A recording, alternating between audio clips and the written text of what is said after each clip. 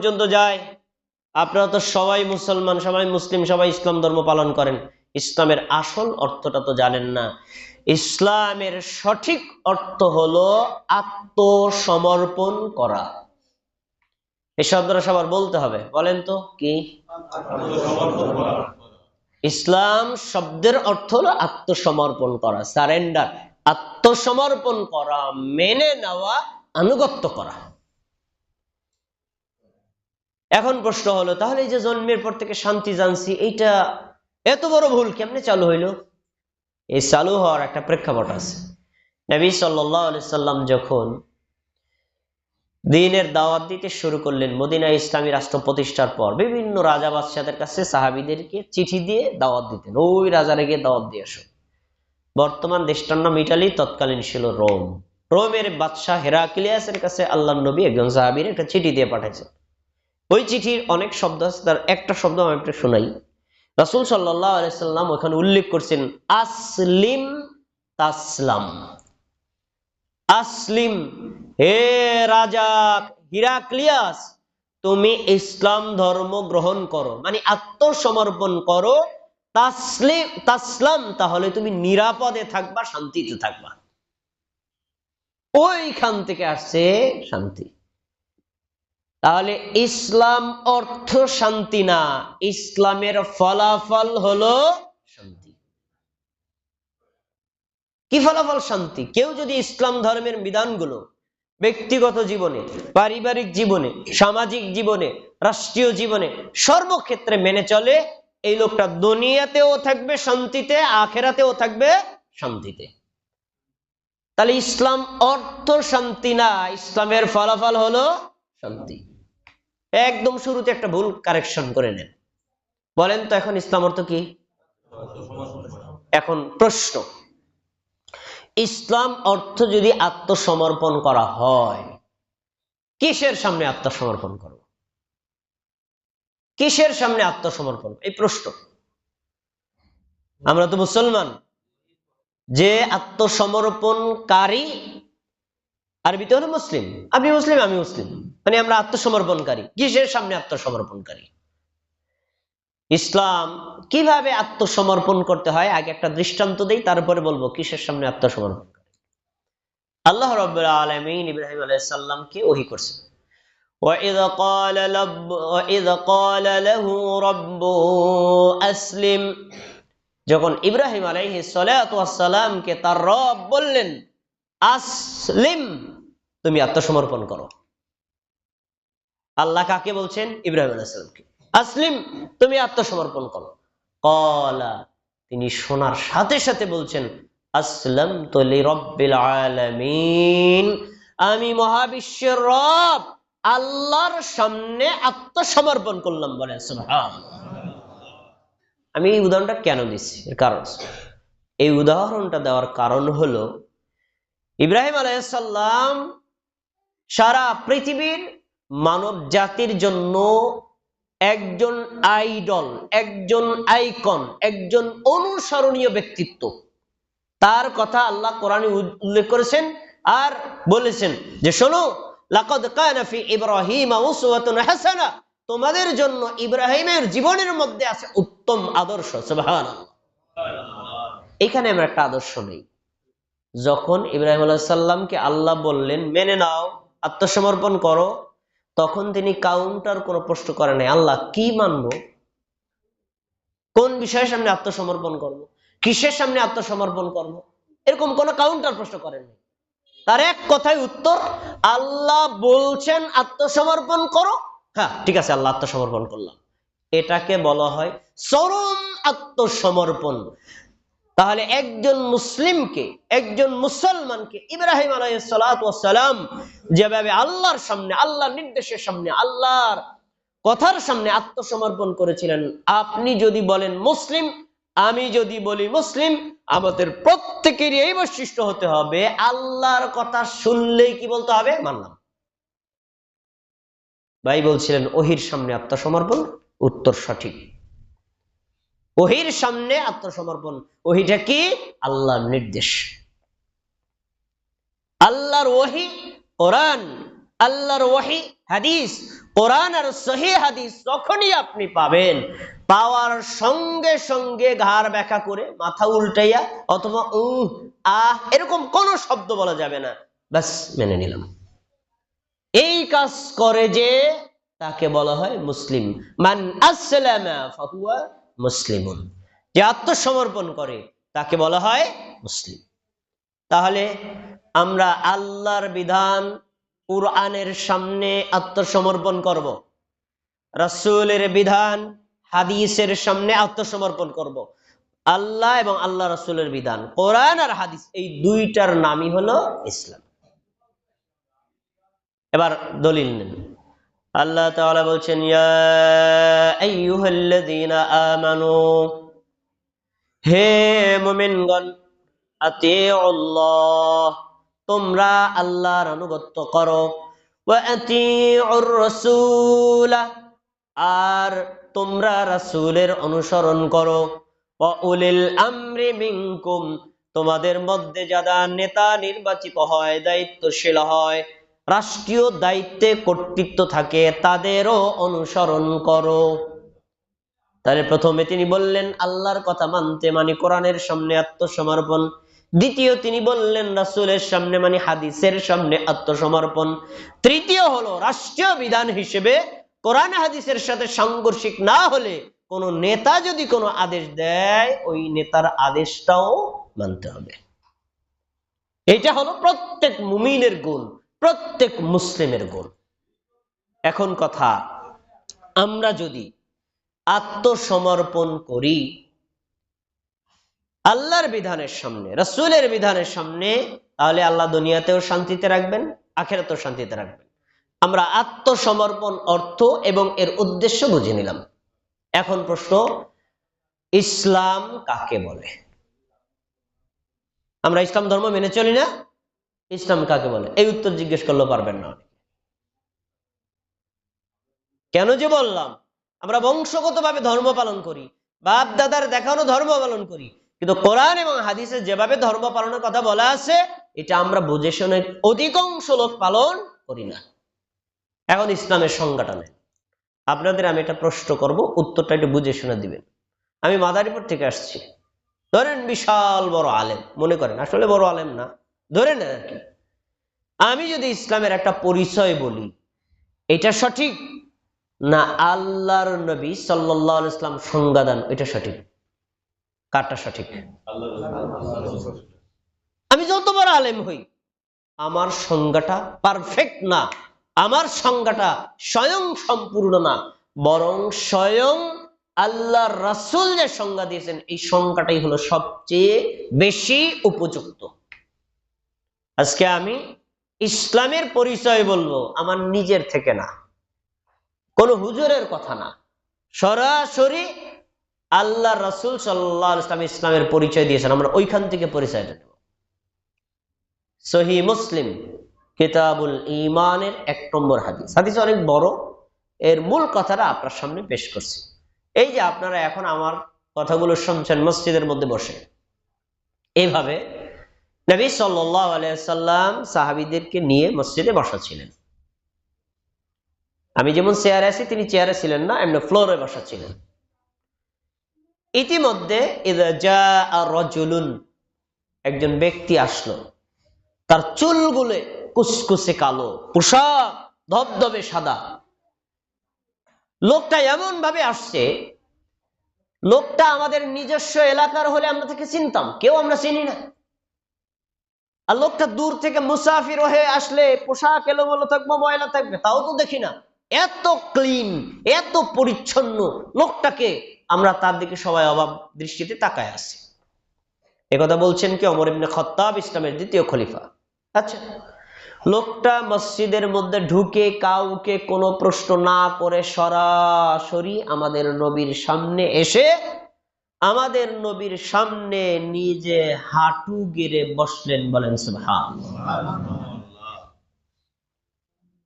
সব সাহাবী চায় রয়েছে, নতুন কোন লোক আসলে তো আমাদের নবীকে চিনার কথা না, এসে জিজ্ঞেস করবে তোমাদের নবী মুহাম্মদ কে, তার সাথে একটু কথা আছে, একটু দেখাই দাও। কিচ্ছু প্রশ্ন করো না, একেবারে একেবারে সরাসরি এসে নবীর সামনে বসছে, তার মানে লোকটা আগে থেকে আমাদের নবীকে চিনে নাকি চিনে না? পরিচয় বলে দিচ্ছি, তিনি কে? তিনি হলেন ফেরেশতা জাতির সর্দার জিবরাইল আলাইহিস সালাতু ওয়াস সালাম। মানুষের রূপ ধারণ করে আসছেন, কিন্তু সাহাবীরা সবাই তাকে কি মনে করছেন? মানুষ। তিনি কিন্তু মানুষ না। আচ্ছা, এবার আমাদের নবীর সামনে হাঁটু গেড়ে দুই হাত দুই হাঁটুর উপর এভাবে আমরা যেভাবে আত্মাহিতু পড়ি নামাজের মধ্যে এভাবে বসছেন। বসার পরে বলছেন কি? মাইকের আওয়াজ যে পর্যন্ত যায় সবাই খেয়াল করে শোনেন। فقال يا محمد أخبرني عن الإيمان। ওই লোকটা বলল, হে মুহাম্মদ সাল্লাল্লাহু আলাইহি ওয়াসাল্লাম, আপনি আমাকে বলেন ইসলাম, ঈমান কাকে বলে? সুবহানাল্লাহ। আখবিরনি আনিল ঈমান, আমাকে বলেন তো ঈমান কাকে বলে? প্রথম প্রশ্ন।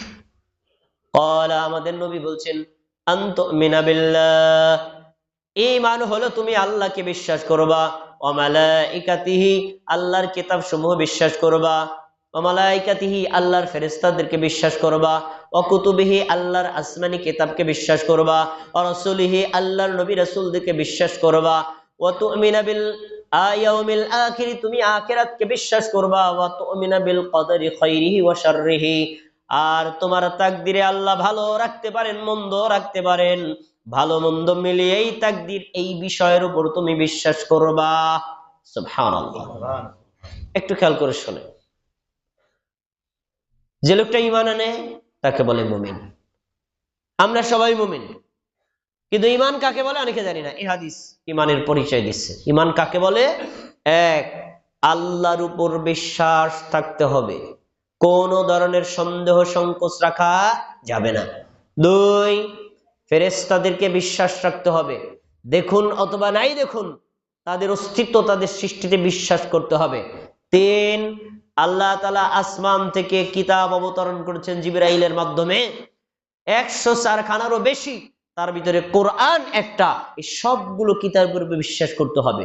আর রাসূলিহি, আল্লাহ তাআলা প্রায় লক্ষাধিক নবী রাসূলদেরকে পাঠিয়েছেন, একজন নবী হলেন মুহাম্মদ সাল্লাল্লাহু আলাইহি ওয়াসাল্লাম, যার উপর আমরা তার সুন্নাত মেনে আমল করি। কিন্তু তার আগেও যে সকল নবী রাসূল এসেছেন সব নবীর উপর বিশ্বাস স্থাপন করা।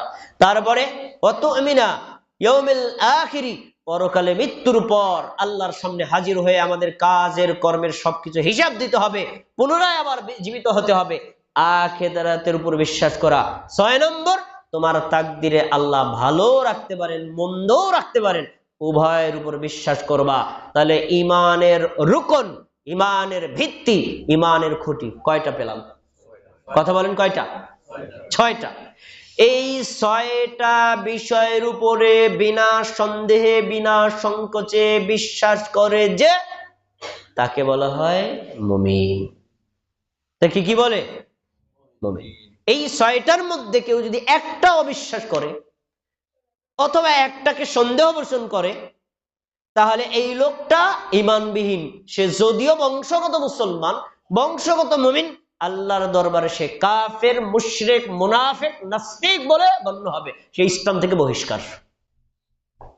আমরা কি 6টা বিষয়ের উপর বিশ্বাস করি নাকি করি না? বিশ্বাস আছে আমাদের, তাহলে আমরা মুমিন। এই যে আপনি ঈমান আনলেন না, আপনার ঈমানের দাম কি একটু শোনেন। এই যে ঈমান আনলেন, 6টা বিষয়ের উপর বিশ্বাস আপনারা করছেন, এই ঈমানের দাম কি? একটা আয়াত একটা হাদিস দিয়ে তারপরে আমি ইসলামের পরিচয় বিস্তারিত কথা বলবো।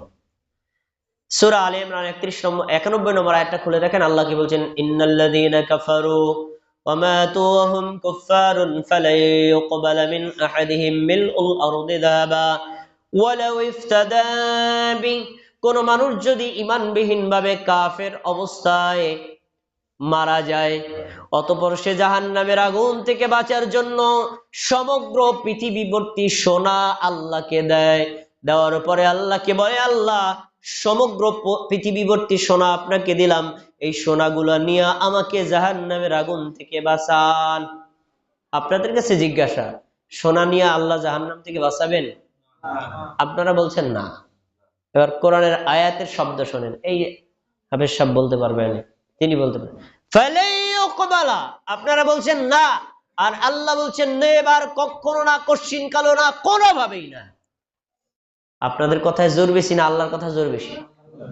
তার মানে ইমান ছাড়া কুফরি করে কেউ যদি মারা যায়, সে সমগ্র পৃথিবীবর্তী সোনা দিয়েও জাহান্নাম থেকে বাঁচতে পারবে না। এবার সহিহ বুখারী 22 নম্বর হাদিস, রাসূলুল্লাহ সাল্লাল্লাহু আলাইহি ওয়াসাল্লাম বলেন, যারা জান্নাতে যাওয়ার তারা জান্নাতে চলে যাবে, যারা জাহান্নামে যাওয়ার তারা জাহান্নামে চলে যাবে। জাহান্নামীদের মধ্যে দুই শ্রেণীর মানুষ আছে, এক মুমিনে আসি। মুমিনে আসি মানে পাপ করেছে, ঈমান আছে। আর এক শ্রেণীর মানুষ হলো কাফের, মুশরিক, মুনাফিক, মুরতাদ, বেঈমান। তারা স্থায়ীভাবে জাহান্নামে থাকবে, আর কখনো বের হবে না।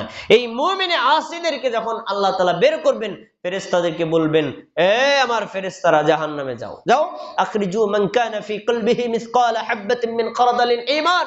গিয়ে দেখো তো, যার কলবের মধ্যে, যার হৃদয়ের মধ্যে, যার হার্টের মধ্যে একটা সরিষা দানা পরিমাণ ঈমান পাবা, তাকে জাহান্নামের আগুন থেকে বের করে আনবা। বলেন সুবহানাল্লাহ। কথা বলতে হবে। বলেন তো, জাহান্নাম থেকে বের করার সময় আল্লাহ কি শর্ত দিছেন? এক সরিষা দানা পরিমাণ ঈমান থাকলে বের করবা, না থাকলে ওখানেই থাকবে, না থাকলে ওখানেই থাকবে, বের করতে পারবা না। আচ্ছা, এবার পিছনের আয়াত আর হাদিস দুইটা মিলান। তারাইলবাসী মনোযোগ দিয়ে শোনেন। সুরেলা ওয়াজ, কিসসার ওয়াজ, গল্পের ওয়াজ তো অনেক শুনছেন। কোরআন এবং হাদিসের ওয়াজ শোনেন, যেগুলার প্রত্যেকটা পার্টে পার্টে এমন শিক্ষণীয় কথা থাকে যা সুরেলা ওয়াজের মধ্যে পাওয়া যায় না। এমন একটা শিক্ষার কথা বলবো, জীবনে কোনোদিন আপনার ব্রেনে ধরেই নেই। সবাইকে আমার কথা শুনতেছেন? দেখেন, সূরা আলে ইমরানের 91 নম্বরে আয়াতে পাওয়া গেল, কেউ যদি ঈমানবিহীন ভাবে জাহান্নামে যায়, জাহান্নাম থেকে বাঁচার জন্য সমগ্র পৃথিবী সোনা দিলেও জাহান্নাম থেকে আল্লাহ বের করবেন না। সহিহ বুখারীর 22 নম্বর হাদিসে পাওয়া গেল, কারো অন্তরে যদি সরিষা দানা পরিমাণ ঈমান থাকে, আল্লাহ বলবেন, ওরে জাহান্নাম থেকে বের করো। দুইটা কি বুঝতে পারছেন? আচ্ছা, এখন সরিষার দানা পরিমাণ মানে ছোট্ট পরিমাণ ঈমান আছে, অন্যান্য আমল কম আছে, অন্যান্য পাপও আছে, যার ফলে সে জাহান্নামে গেছে।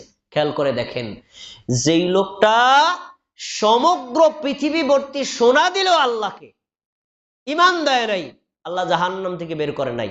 আর এই লোকটা সমগ্র পৃথিবীতে সোনা দিতে পারে নাই, এক সরিষা দানা পরিমাণ ঈমান দিছে, আল্লাহ জাহান্নাম থেকে বের করে দিল। তাহলে আয়াত আর হাদিস থেকে প্রমাণিত হয়, সমগ্র পৃথিবী ভর্তি সোনার মূল্য যা, একটা সরিষা দানা পরিমাণ ঈমানের মূল্য কম না বেশি? আপনারা কি আমার কথা বুঝতে পারছেন? কথা বুঝতে পার? ক্লিয়ার? তার মানে এই মুহূর্তে আপনারা যারা 6টা পয়েন্টের উপর বিশ্বাস করেছেন, কোন সন্দেহ যাদের নেই, জেনে রাখেন, এখন বর্তমান পৃথিবীতে এমন ধনী কেউ নাই, বিল গেটস এত বড় ধনী না যে সমগ্র পৃথিবী পরিমাণ সোনার মালিক কেউ নাই। সমগ্র পৃথিবী পরিমাণ সোনার মালিকের চাইতো আপনি বড় ধনী। বলেন সুবহানাল্লাহ। এই হলো ঈমানের দাম, এই হলো ঈমানের মূল্য, এই হলো ঈমানের মর্যাদা। ভাইরা আমার, কথা প্রসঙ্গে একটা কথা বলাই লাগবে। ঈমান আপনারা আনছেন, আনার পরেই কি ঈমান ফিক্সড না ঈমান ধ্বংস হয়? কিন্তু জানেন, আমি বারে কমে রিডিউস হয়, আবার দুর্বল হয়, ভেঙ্গে যায়, ঈমানের বিভিন্ন অবস্থা হয়। আমরা অনেকে মনে করি, আমার বাপের নাম আব্দুর রহমান, আমার নাম আব্দুল্লাহ, মার নাম ফাতেমা, আমি মুসলমান হয়েছি, আর আমার ঈমান কি যায় নাকি? এবার মনে করি ঈমান ফিক্সড। না, ঈমান ভেঙ্গে যায়। বাংলাদেশ 1971 সালে স্বাধীন হয়েছে, এরপরে বর্ডার বাহিনী গঠন করে সীমান্ত পাহারা দেওয়া হয়েছে, নাহলে বাংলাদেশ তো থাকতো না। ঈমান আপনি আনছেন, আপনার ঈমানকে যদি আপনি পাহাড়ে দিয়ে সংরক্ষণ না করেন না, কোন সময় ঈমান ভেঙে যাবে আপনি নিজে বুঝতে পারবেন না। এই জন্য ঈমান যেই কারণে ভেঙে যায়, এগুলো আপনাকে জানতে হবে। এক নজরে বলে দিচ্ছি, বিস্তারিত বয়ান কখনো সময় হলে বলবো। এক, কেউ যদি শিরিক করে তাহলে তার ঈমান থাকে না। দুই, কেউ যদি কুফরি করে তাহলে তার ঈমান থাকে না। তিন, কেউ যদি নেফাকি করে মানে মুনাফিক হয় তাহলে তার ঈমান থাকে না। চার, কেউ যদি বিদআতে আকবার মানে বড় বিদআত করে, যেগুলো বিশ্বাসগত বিদআত, তাহলেও এই ব্যক্তির ঈমান থাকে না। তাই ঈমান ভাঙ্গার মূল কারণ কয়টা? এক হলো শিরিক, দুই হলো কুফর, তিন হলো নিফাক, চার হলো বিদআত। এখন এই চারটা কি আমরা করব না ছাড়বো? করব না ছাড়বো? এই চারটা কাজ যদি আপনি পরিত্যাগ করতে না পারেন তাহলে এই শ্রেষ্ঠ সম্পদ ঈমান আপনার টিকবে না। এজন্য সর্বোচ্চ ভাবে শিরিক থেকে বিরত থাকতে হবে, কুফর থেকে বিরত থাকতে হবে, নেফাক থেকে বিরত থাকতে হবে, বিদআত থেকে বিরত থাকতে হবে। এই চারটা কাজ থেকে যদি আপনি নিজেকে পরহেজ রাখতে পারেন তাহলে আপনার ঈমান নামক শ্রেষ্ঠ সম্পদ অক্ষত থাকবে। মনে আছে কে প্রশ্ন করছিল? মনে আছে কে প্রশ্ন করছিল? জিবরাইল। কাকে? আমাদের নবীকে। নবী যখন এই ছয়টার কথা বললেন তখন এবার ওই যে লোকটা এভাবে বসা ছিলেন উনি বলছেন, কলা সাদাক্তা, নবী আপনি যে ঈমানের সংজ্ঞাটা দিচ্ছেন না, এই ঈমানের সংজ্ঞাটা সঠিক। সুবহানাল্লাহ।